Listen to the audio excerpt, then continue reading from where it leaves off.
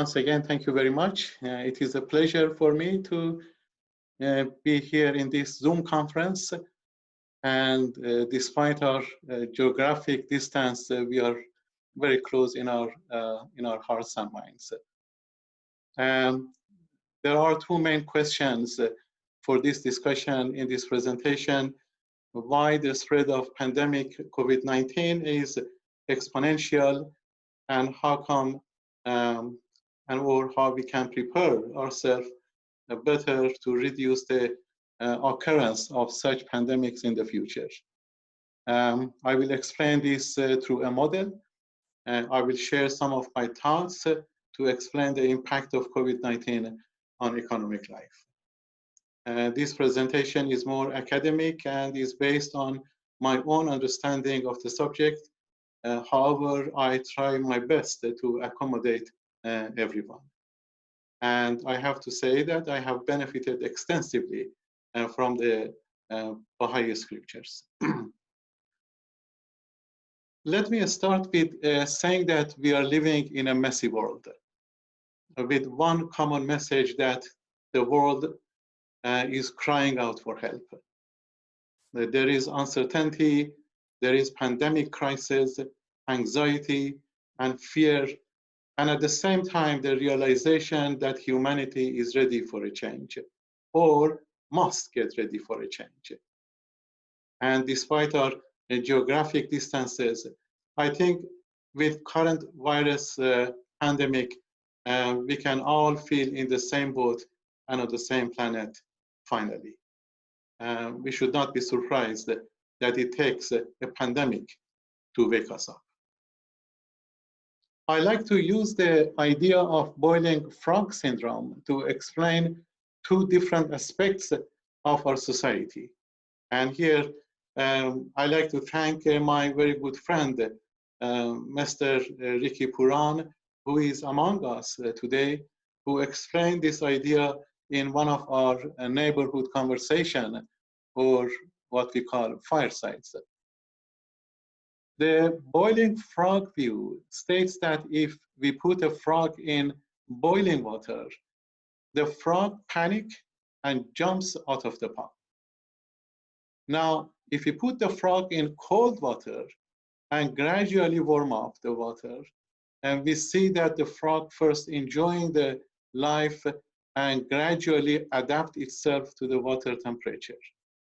But eventually, the water reached to a boiling temperature, and it will be unbearable for the poor frog to enjoy the life anymore.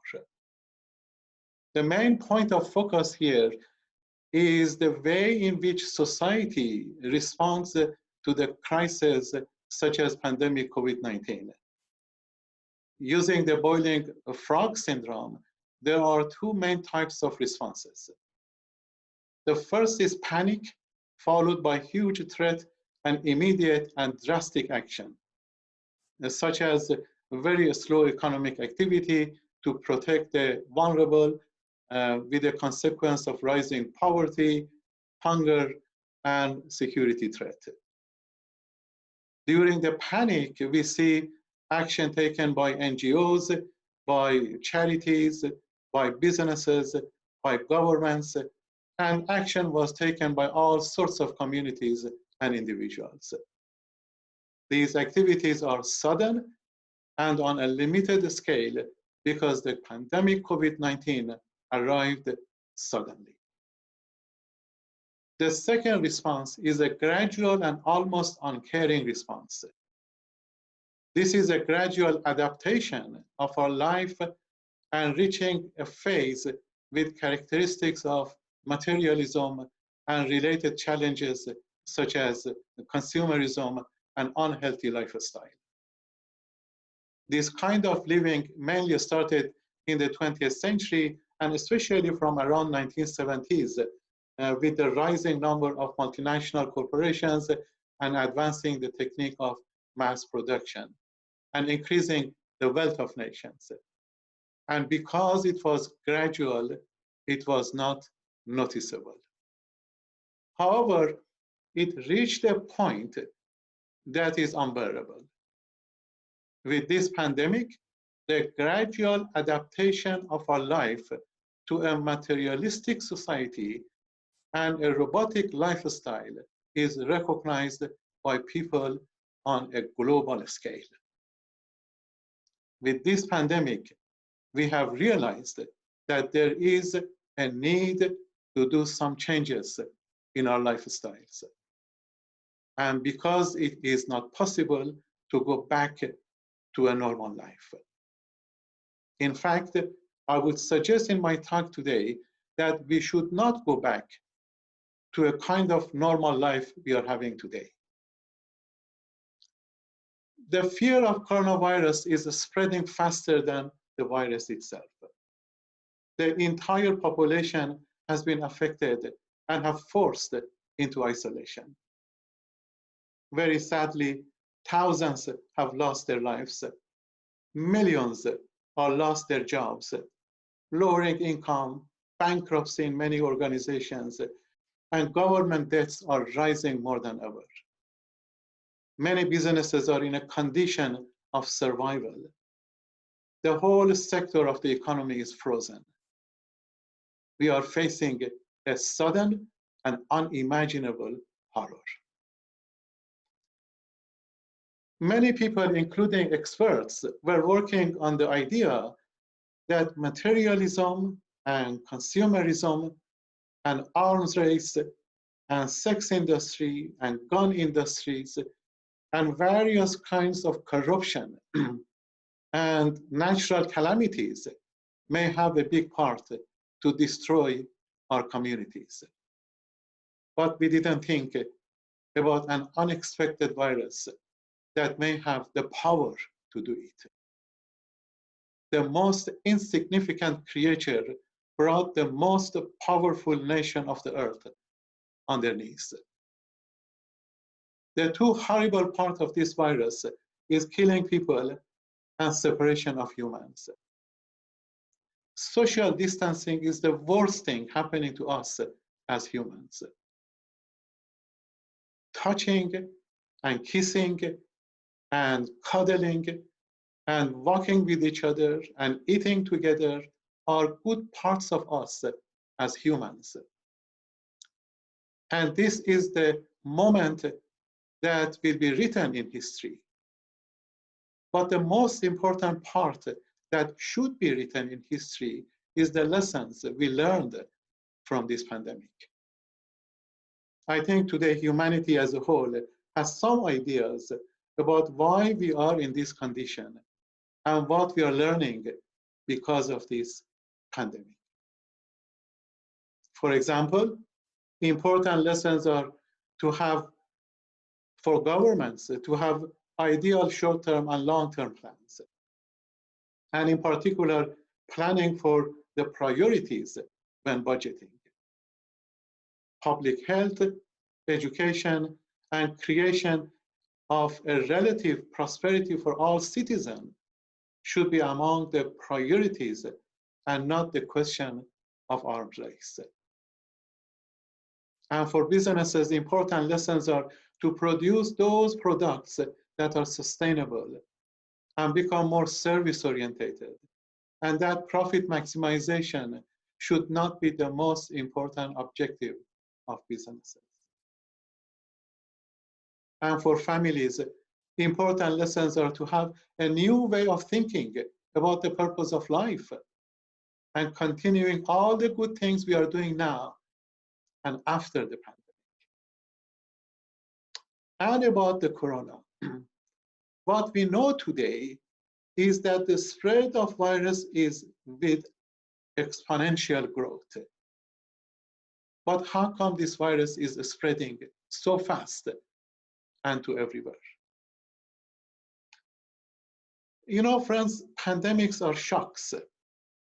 They are sudden and they are unwelcomed. Coronavirus is not local. It's not regional. It's global. It is different from global financial crisis of 2008. Global financial crisis affected developed countries first and developing countries later, after 3-4 years. coronavirus affected all nations at once without discrimination. One reason could be in relation to population density in many cities. The coronavirus spreading fast in more densely populated area.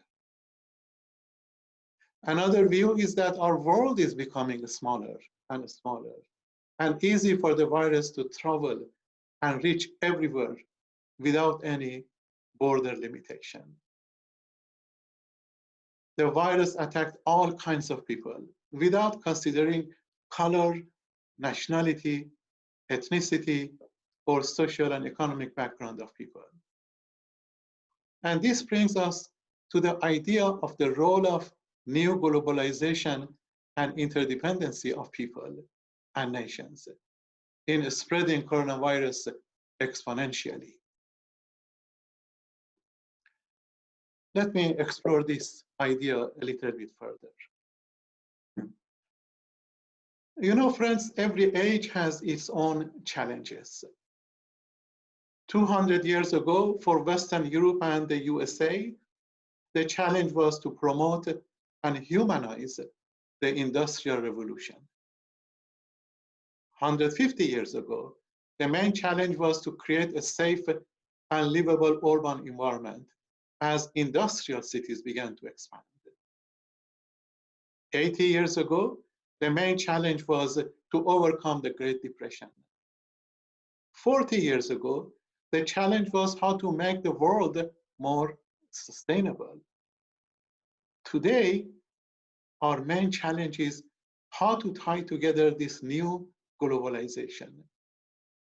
The challenge is how to distribute the benefits of globalization to the people of the world more fairly and more justly. Globalization, friends, is a fact. It is not imaginary. It's not a fantasy anymore. And whether we want it or not, it's going to happen. The internet has revolutionized our lives. We have the tools today to attain globalization. Tools such as advanced transport, effective communication, global financial interdependence, the role of emerging economies. Also, technological changes, including internet, mobile phone, and digital electronic. It is becoming increasingly clear that the world has reduced to a global village. And in an ideal sense, the village presents the entire humanity. These changes have made our world smaller, and hence it was easy for this virus to spread fast throughout the world without consideration and discrimination and border limitation. But with all this development, globalization also is criticized on a number of matters, such as rising poverty in some areas, especially in some parts of Africa. There is global inequality, increasing the gap between the rich and the poor, child labor, and wastage of the earth's precious resources. These are examples of abnormality that threatens the life of this generation and the future generation, and the life of the planet Earth. In other words, with this globalization, our life is not sustainable. The idea of sustainability or sustainable development, as you may know, became popular from the around 1970s. And the United Nations stated 3 conditions for a sustainable development. First, having well-being for this generation. Second, respecting the well-being of the future generation. And third, protecting the ecosystem. The problem with this type of globalization is that although the idea is good, but the process is wrong. In other words, the benefits of globalization has not been distributed fairly and justly among citizens of the world. For example, 80% of the resources of the world are in the hands of only 20% of population. There is no justification for this. Although with this globalization, more than 700 million people have come out of absolute poverty in the last few decades, which is a good news, and we should be very happy for that. But in the process of poverty reduction, Africa is forgotten. In fact, as I said, poverty has increased in some parts of Africa. These global imbalances are morally unacceptable and economically unsustainable. With this pandemic, some of the challenges and problems of current globalization is understood, and the new consciousness about an ideal globalization based on the concept of unity of the entire human race is shaping. This is the message of the people of the world, repeated frequently on the news in last few months. The people of the world saying, at this moment, we feel more united wherever we live than ever before, even at a distance. So the truth of unity of humankind is becoming apparent to larger number of people. Apart from unimaginable horror that humanity is going through, opportunities are created for reflection. Today, the observation is that humanity is connected to each other stronger and faster than ever. We can collectively be proud of it. This is the process that humanity is acting together for the common good. A process of transformation from self-love and self-interest to collective interest. This is a period of rehearsal, friends, practicing for the creation of an ideal unity. And of course, we should not expect that during a rehearsal, everything go perfect. Mistakes happens as well. For example, we hear some remarks that this solidarity is fake and not going to be lasting. Well, it really doesn't matter if the solidarity is sincere or it is fake, because the consequences of our actions today are having better environment, lower crime, family solidarity, neighborhood cooperation, helping each other, and much more. It doesn't matter if these are for a short period of time or not. The important thing is it shows that collectively we are capable of doing good things. It shows that we have that altruistic nature within us, not only at the individual level, but also at the institutional and governmental level. Hundreds of examples are there that businesses are doing wonderful jobs and service projects. Are we close to the dream of becoming united? Let's look at some of the statements of people and institutions and heads of governments that are very promising. These are, friends, not my words. These are the words of people and institutions and heads of governments that I'm going to share with you. It says, connect with each other without any discrimination. We are all in this together. The whole planet facing the same emergency. We want tomorrow to be better than yesterday was. Let's share the good things of this world. The dream of becoming connected is becoming a reality. How amazing human beings we are. As I said, these are not my words. So the new way of thinking is that universal challenges like pandemic COVID-19 requires solutions made collectively. And at this moment, we feel more united wherever we live than ever before, even at a distance. Friends, these are the samples of hundreds and thousands of drawings by children. The message to coronavirus is that don't kill my friends. I love everyone. These are strong messages, friends, from very young children. And by the way, these are the drawings of our beautiful granddaughters, Kara and Lana. And they are actually in this Zoom, and we are very, very proud of them.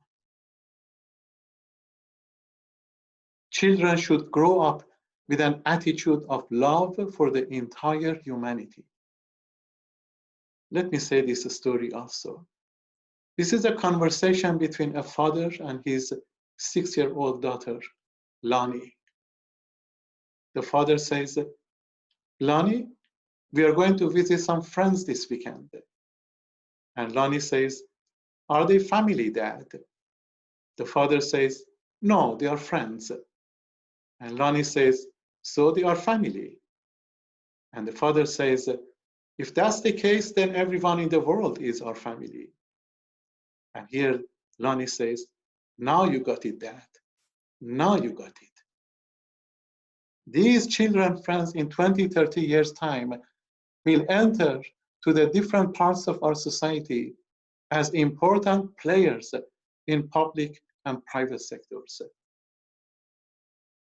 With the new consciousness that is developing with our younger generation, they will make decisions that are based on the reality of love and compassion for the entire humanity.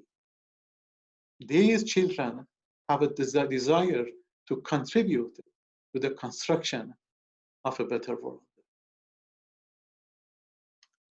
Again, friends, the father in this story is our son, Basal, and his beautiful daughter, Lani. We are very blessed to have beautiful extended families. I'm sure we all have heard the phrase that people are saying, when we go back to a normal way of life. But what is a normal way of life? One of the definitions of economics, which is very popular in economic textbook, is by Alfred Marshall, said in 1897, who defined economics as the study of mankind in the normal business of life. A normal business of life has several characteristics. For example, the United Nations consider 5 features as a requirements for a normal way of life, including access to food, clothes, shelter, education, and health. These factors are fine for attaining a minimum standards of living, but not enough for people discovering their hidden talents and capabilities. Therefore, other elements are necessary. For example, access to relative liberty or freedom so that people make the right choices. The equal opportunity for all to allow them to progress. And also the provision of means. All these factors are necessary for the development of individuals, families, and the whole community. And we see these factors in those countries that have achieved a relative happiness and well-being for all its citizens. Let me, friends, explore this a little bit more. Today, the interdependence of peoples and nations of the earth is a fact and no one can deny it. The analogy of human body can be used to express the interdependence of nations and peoples of the world from every aspect, socially, politically, economically, environmentally, and ethically. As pain and suffering in one part of the human body is the cause of discomfort in the rest of the body, similarly, pain and suffering in one part of our world is the cause of pain in other parts of the world. The pandemic COVID-19 is a clear example of the interdependence of people and nations. This pandemic is a signal that we have to look at the entire world as one unit, as one body. Therefore, the type of life we are going to have after this pandemic must take into account the interdependence of all peoples and nations. Now, based on these views, things such as poverty, hardship, hunger, deprivation, homelessness are not a normal way of life.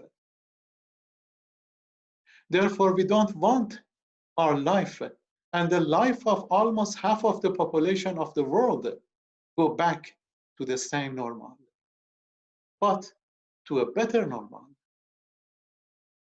If the realization is created today that we are all members of a bigger family, then it doesn't make sense morally and economically to allow our fellow human beings go back to the same miserable life they are having now. Economics, friends, is about relationship. Relationship between consumers and producers, between lenders and borrowers, between taxpayers and government, and between all agents of the market. And the basis of any relationship should be moral principles such as honesty, truthfulness, trustworthiness. So there is a need to redefine economics. Our lifestyle without economics is not possible. But economics without morality is impossible. In its historic statement of 1 March 2017, the Universal House of Justice, the supreme governing body of the Baha'i faith, by referring to the present abnormal economic condition of the world, states, and I quote, "However much such conditions are the outcome of history, they do not have to define the future. And even if current approaches to economic life satisfied humanity's stage of adolescence, they are certainly inadequate for its dawning age of maturity. There is no justification for continuing to perpetuate structures, rules, and systems that manifestly fail to serve the interest of our peoples." End of the quote. Therefore, friends, it is this kind of understanding that it doesn't make sense morally and economically to allow our fellow human beings go back to the same miserable, normal life they are having now.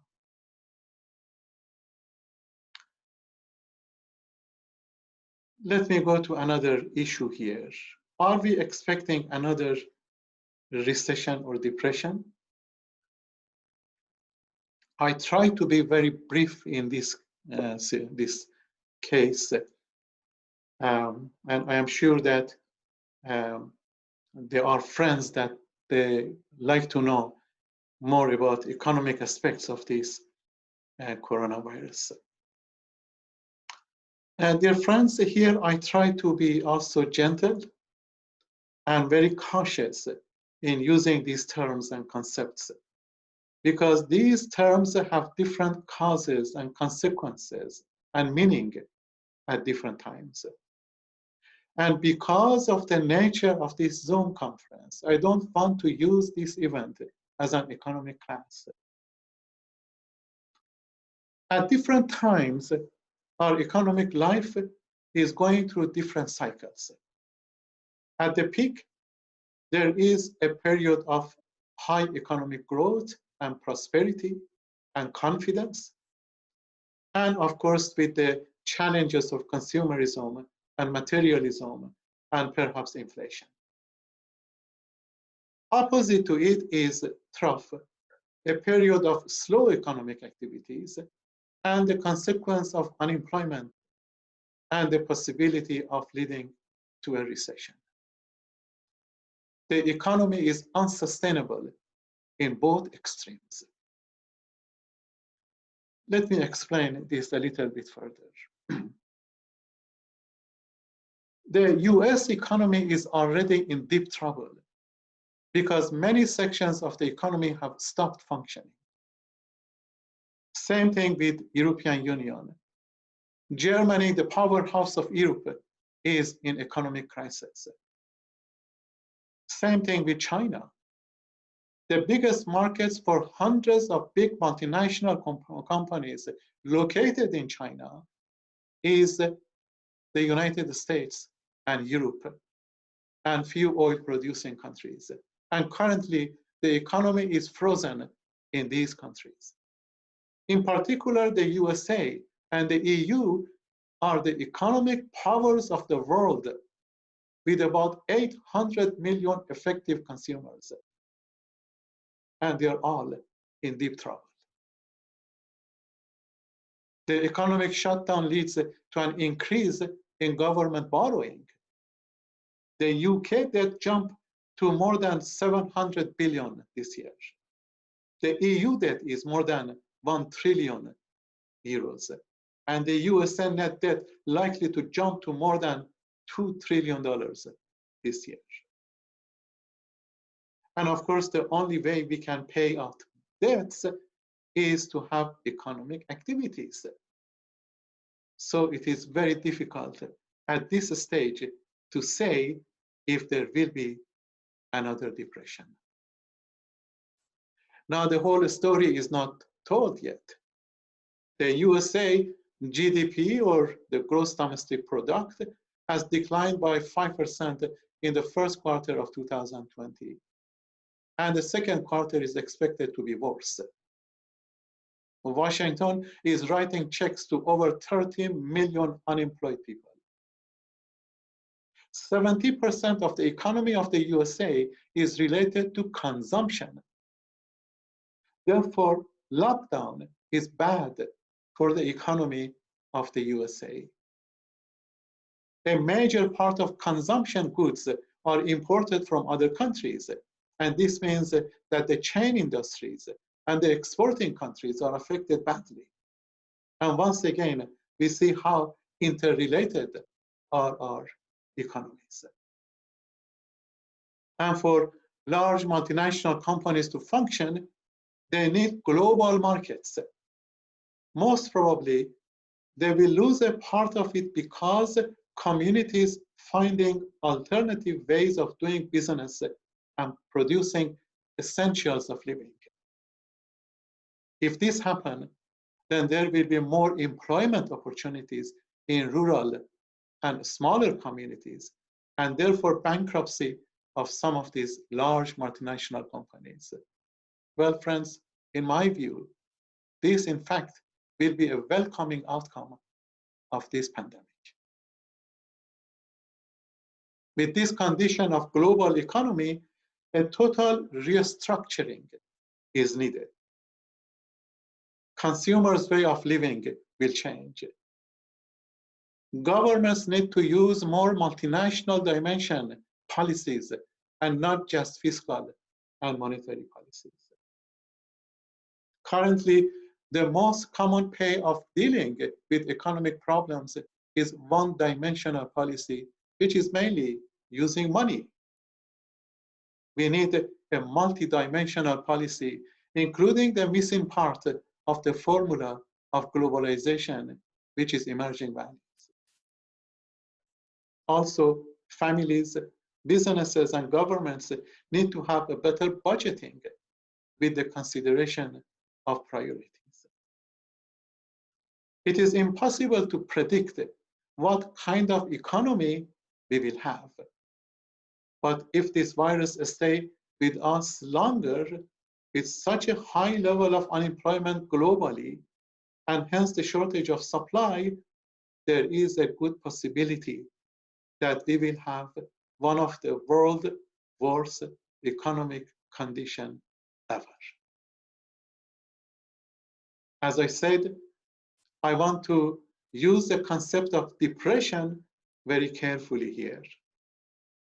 If we want to compare the current situation with the Great Depression of 1930s, we may find some similarities, including printing money, high level of unemployment, low level of economic growth, but not negative yet, very low level of interest rate, and I mean almost zero interest rate, and high level of government debts. These are the similarities. But the period of Great Depression, as you know, was about 5 years, 1929 to 34. For this one, we have to wait and see the degree of damage to our business communities and to our government, and of course to families. This pandemic has created a mental health condition in every one of us. There are anxiety, fear, depression, anger, and frustration, and also lots of confusion about clarity and transparency of reports. These conditions will not go away, friends. People are scared to travel and continue to do so even after this pandemic. Therefore, the destiny of our economy centers on the solution to corona. If this virus hangs around much longer, a depression will surely materialize. Now, I'd like to introduce to you the input-output model that shows how we can prepare ourselves better for the future pandemics.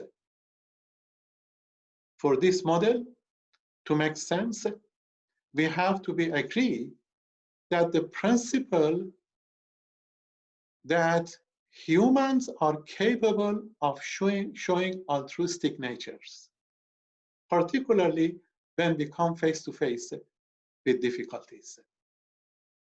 The model shows the process of converting inputs, which are mainly economic resources, land, labor, capital, technology, to produce output, which are mainly goods and services. We can choose to use all the resources available to us to make those products that are destructive, harmful, and unnecessary to humans, to animals, and to nature. Or we can choose to use resources to produce products that are necessary and beneficial to all.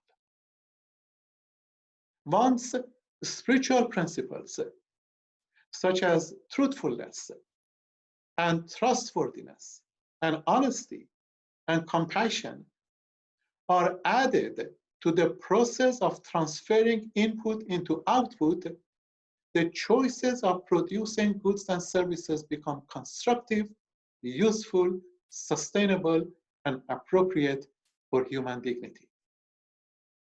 Therefore, for making conscious choices, morality should become another resource and added to the input section. It is this way of thinking that after this pandemic, our lives will go back to a better normal and continue to be healthy and sustainable. And within the last few months, wonderful things have happened that are signs of true altruistic nature of humans. And this is demonstrated by hundreds of businesses and organizations as a part of transferring inputs into output. I have gathered a few examples here I share with you. A number of tobacco companies are investing in research for the development of vaccine for coronavirus. A number of fashion designer companies are also invested on making personal protective equipment. A number of car manufacturers are making ventilators for hospitals. A number of alcohol brewers are investing and making antiseptic hand sanitizers. A number of five-star hotels have offered their kitchens to the small restaurants to use and stay in the market. And a number of hotels have also made their rooms available for the frontline workers so that they can protect their families by not going back home after long shifts. These and many more profit-based organizations and non-profit organizations have a positive impact on the world by contributing an enormous amount of their resources, monetary and non-monetary, to help the present condition. And recently, friends, something beautiful has happened as another sign of unity. In Berlin, because of social distancing, Muslims didn't have enough space in their mosque to perform prayers. And the Protestant church opposite to that mosque offered their church to Muslims to perform their prayers. This kind of cooperation must happen among all faiths for the simple reason that the foundation of all faiths is one, and everyone should welcome to every place of worship. After all faiths states that we are friends, not strangers. In Hindu and Buddhist scriptures, we have be kind to all creatures. In the Old Testament, we read, God created man in his own image. In the New Testament, we read, love thy neighbor as thyself. And in the Holy Quran, it says, be kind to all. And the Baha'i scripture says, consort with all men in a spirit of friendliness and fellowship. Friends, one of the positive outcomes of this pandemic is that more human resources will be at the center of economic activities in villages and towns. The new models of life will be based on a bottom-up planning rather than top-down planning.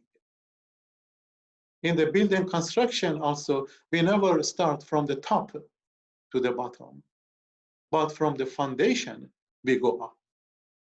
Especially those buildings with very strong foundation, we know that can stay for a long period of time. Increasing economic activities at the rural areas will have many advantages, including a reduction in population in big cities, and hence decreasing many related problems that we have in big cities. The use of local currencies that in recent time has become less popular and hence decreasing the strength of some of the more popular currencies, such as the US dollar, that currently controls 70% of the world economic activities. Strengthening local currencies expands economic activities at the local level and hence improves the standards of living of the poor regions of the world. A whole new model of life will be created in all parts of our society, including hospitals, educational institutions, agriculture, banking, businesses, you name it. And we will not go back to business as normal. A whole new model of life will be created. And here are 4 examples. Those in the field of innovation will win. The kind of innovation that improves the lives of people, the sustainable lifestyle, the innovation that improves the lives of people without practicing consumerism. Many new opportunities will be created in developing countries, in rural areas. People will be at the center of economic activity. This means that other resources, such as natural resources and economic resources, will be used more effectively and efficiently. From the start of this pandemic, families started to have a more serious budgeting at home by prioritizing their necessities and luxuries items. And of course, for many, priority comes first. Governments, as big spender, should also have better budgeting systems and prioritize their activities. Currently, over $1 trillion is spent annually and globally towards arms race. This is not the priority because the result is destruction. Priorities are hospitals, educational institutions, poverty elimination, and having a sustainable lifestyle.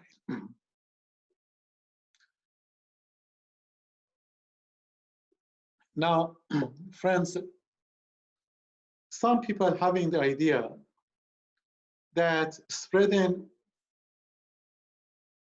coronavirus is the act of God. Sorry. Well, I don't know what you think about this, but not the kind of God I know, who is known as kind Father, all loving, all merciful, the protector, and who wants the greatest happiness and well-being for all. Now, among others, God has given us 3 things to use efficiently and effectively and wisely for having a good life. These are relative liberty, equal opportunity, and the means. And at the same time, he has put a red light and a green light in front of us. We may use the red light and produce and consume all those goods and services that are harmful, destructive, and unnecessary, and causing all kinds of damages to ourselves and to others. Or we can use green light and produce and consume those products that are commendable and beneficial for all of us. Let me say a few examples. God is telling us that I have created all the good things, use them. And we don't listen and use all the bad things. God is telling us to be kind to animals and to nature, and we are unkind to them. God is telling us that wealth is good when the entire society is rich, and we don't listen. And as a result, we see today 80% of world resources are in the hands of 20% of population. God is telling us that exercise moderation in all aspects of life, and we don't listen. And as a result, consumerism has become one of the greatest challenges of our time. All faiths maintain the view that a good life is associated with living well, but requires living in moderation. Baha'u'llah, the prophet founder of the Baha'i faith, states, and I quote, "In all matters, moderation is desirable. If a thing is carried to excess, it will prove a source of evil." Moderation is avoidance of extremes, especially in one's behavior. In our day-to-day living, the application of moderation in relation to food is seen as it's simple, enjoyable, healthy, sustainable, lawful, and being thoughtful. Therefore, moderation, if practiced, can maintain a balance in the material and spiritual life of individuals. And at the same time, it can be a solution to the societal problems, including all kinds of pandemics. So friends, I think it's not fair to say that spreading coronavirus is the act of God. It is because of our own actions that cause all kinds of evils. Receiving inspiration, friends, from the Baha'i writings, in my recent book, Economics and the Baha'i Faith, I have proposed a model of economic sustainability with multidimensional principles based on both material and spiritual principles. I have suggested that the only way we can stop future pandemics and other crises is to include morality and spirituality as part of our economics. Although spirituality has a different function and economics a different function, but together they perform miracles. Together provide sustainability for the humankind. The current system of free market economy provides no solution for the challenges of globalization, including this kind of pandemics. The idea of free market economy is fine, but it needs restructuring. It needs to be fixed. The global financial crisis of 2008 clearly shows that the economic and the system of free market economy need to be fixed because it is based on a one-dimensional policy, which is the use of money only. The basis of this model is that the relationship between different agents of the market should be based on both material and spiritual. The idea is that it is not possible to know the true behavior of buyers and sellers through only income and prices.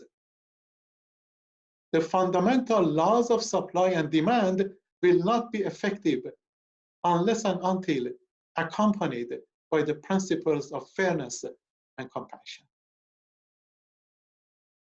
The pillars of this model are four spiritual principles of consultation, cooperation, compassion, and moderation. At the center of this model is unity. Unity with an economic sense. Unity in a sense that people are concerned, interconnected, and responsible for the needs of each other. Recognize human well-being as human rights and accept that the suffering of others will affect their own comfort in the long run. Thinking of humanity as one entity, whether it is in a small community or in the wider society, can be effective in resource efficiency and resource allocation. This way of thinking by various participants help the coordination of various activities in the market and its stability. Dear friends, let me add here that it is important to note that the Baha'i faith is not an economic system. And the central figures of the Baha'i faith never claimed to be technical economists. And this model is not a Baha'i model, but it is a Baha'i-inspired model. The main focus of the Baha'i scriptures is the application of spiritual teachings to solve economic problems. The Baha'i writings provide a framework that is considered as a guideline for the design of the economic system of the future. Any reasonable economic system of the future should consider the dual nature of human being, the spiritual and material. Sorry, friends, there is no time here to explain different parts of this model. But if you are interested, please look at chapter 8 of my book, Economics and the Baha'i Faith. The ebook is available on Amazon. Dear friends, although I know I am optimistic and hopeful about a better future, but I don't want to be too naive. There are a number of challenges we are having now, and it may continue to the future. For example, what is done or will be done for millions of refugees living in a very poor conditions with minimum or no access to medical care? What about 1 billion people living in absolute poverty and living in densely populated areas? What about billions of people with no access to internet and unaware of what is happening today? There are a number of gaps that need to be filled immediately, including educational gap, equal opportunity gap, productivity gap, wealth gap, resource allocation gap, digital gap. These and many other challenges require immediate attention before this pandemic takes the life of more people and avoiding future pandemics. So friends, in conclusion, there is a need for restructuring the entire society. Restructuring our hospitals, our educational institutions, our agriculture, our politics, our economics, restructuring the way we live and restructuring our mind. The rights of people must be protected, especially those in minority, the rights of women, the rights of Black people, the rights of religious minorities, the rights of children, the rights of disabled people, and the rights of poor people. All must enjoy the greatest happiness possible. Uniting humanity is the truth, and we have no other options than making it a reality. And we are not doing this, friends, because we are facing with this virus. These kind of viruses come and go. We had in the past, and we will have in the future. We have to restructure our society because it is not structured well. And dear friends, especially my Baha'i friends in this online gathering, we should remember that the Baha'is cannot do this alone. Uniting humanity is the responsibility of all. And Baha'is all around the world enthusiastically join and work closely with any group of people or organization that promotes ideals of the goal of uniting humanity. Thank you very much, friends, and I hope that this presentation was helpful, and thank you for listening to this presentation. Thank you very much. Hooshmand, are you going to stop sharing?